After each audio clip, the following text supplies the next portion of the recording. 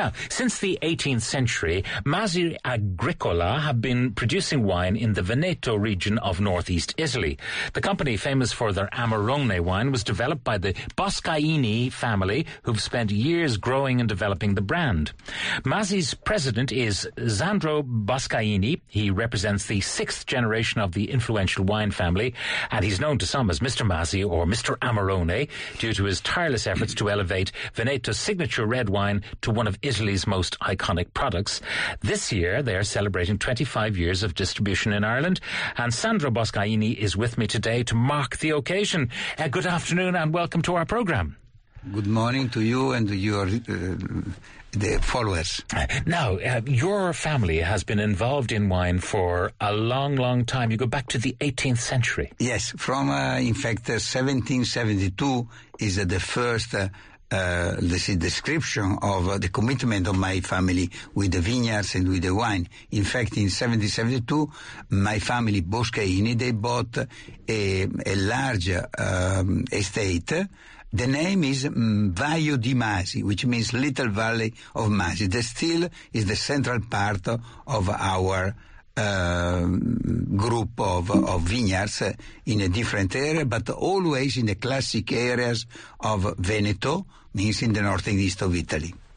Now, the wines that you produce, how unique are they to your family? Is there a grape that is particularly used by you? Not really.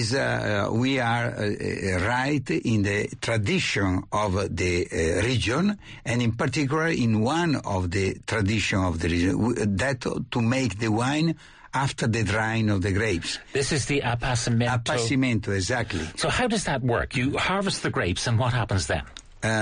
So this is a system that goes back to the Roman time, 2,000 years ago, for a different purpose. At that time was lacking of technology, was the system to keep longer the wine, to survive the wine when it was much more rich. Today, we do because the consumer, they like this round, soft character of the wine that come with the over-maturation. So what we do is simple.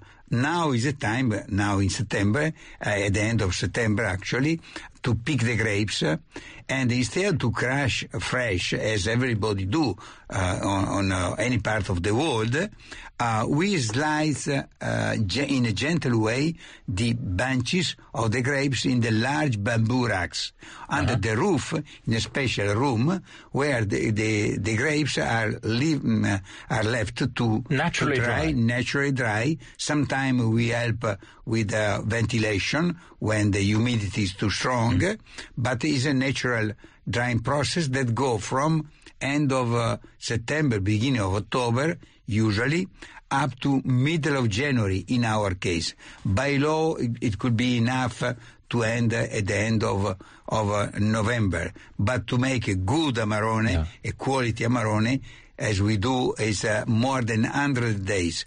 During this time, what happened? Two factors. One is a heavy concentration because the grapes lose around 40% of the original weight. And this water and humidity that gone, what remain is more sugar, more intense sugar. So everything is concentrated by the drying process. Not only sugar, but also other elements like a tannic and so. On the same time, there is a very interesting microbiological changes inside the berries, and in particular there is a light attack of what we call a noble rot. The same is responsible of the great Sauterne and few other whites or red dessert wine, which give not residual sugar, but the illusion of sweetness to this wine. So this is, at the end, a very interesting wine, strong, is a gentle giant. A gentle giant, so it's very rich in flavour.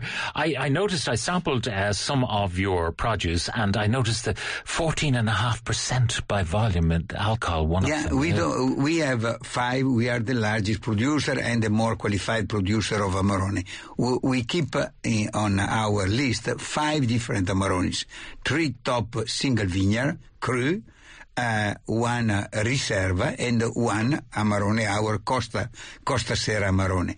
No one have less than 15%.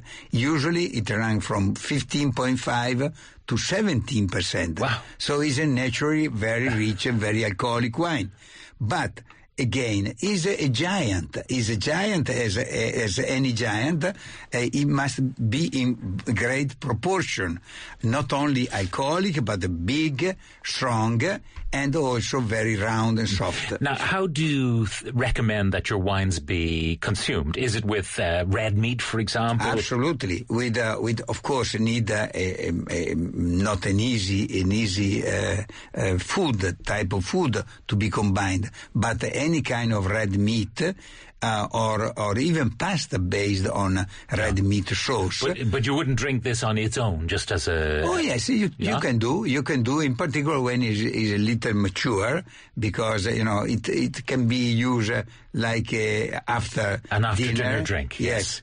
It do extremely well with any kind of cheese, in particular with seasoned cheese. Is a fantastic wine that is really very friendly. People will see on the bottles sometimes the word ripasso. What does that mean? Yeah, ripasso, we have in front here a bottle of Campofiorin, which is the original ripasso, invented by my father on 1964. And for 25 years, it was the only ripasso, and the name ripasso, in fact, had been registered by Masi. Then had been given to the community of the producer, provided they follow the technique. And what is the ripasso technique? The technique is very simple. It's in fact is inspired to the technique of making Amarone, means the drying of the grapes. And in general, what they do is to re-ferment an already made wine like a Valpolicella on the residual skins of Amarone. The Valpolicella can extract what is residual values on the skins, means some tannic, some flavor of the Amarone and so. Okay, so the grapes that were used for the appassimento technique, they still have some goodness left in them after that process. Exactly. So you take the Valpolicella and you re-ferment. You make a second fermentation, which give an extra values to the wine. With Campofiorin, we went already 30 years ago, more than 30 years ago, in a different direction, but with the same results, but we consider in a better way. Instead to use the residual skins of Amarone already fermented, we make the second fermentation, what we call the double fermented wine, using a portion of dry grapes. The same grapes that make Amarone, we squeeze and then we ferment. What's the difference? In the case of ripasso, legal ripasso, using the skins of Amarone, the tannin are a little harsh because the more flavor have been given to Amarone. In our system, to make a Campofiorin, you starting from grapes just semi-dried, we give the finesse and the elegance of the fresh grapes. Now, you've been in Ireland for 25 years. You've been exporting to Ireland. Is there anything particularly different about the Irish market? Oh, totally different. Totally different. What I always appreciate at that time, 25 years ago, or today, is the friendship of the people that I love. Really is one of the places in the world that I come regularly, at least one a year, because I feel at home here. But let me say that for the consumption of the wine, when I came first time, it was definitely a beer drinkers country. Wine was relegated, at least Italian wines, at the jug wine in big bottles. But today everything has been changed, and I have to say that Finlater, the company that is importing Masi before the name was Grants of Ireland, they were instrumental to promote the consumption of the good wines bottled at the original place, in the place of production. And today, the market is totally different.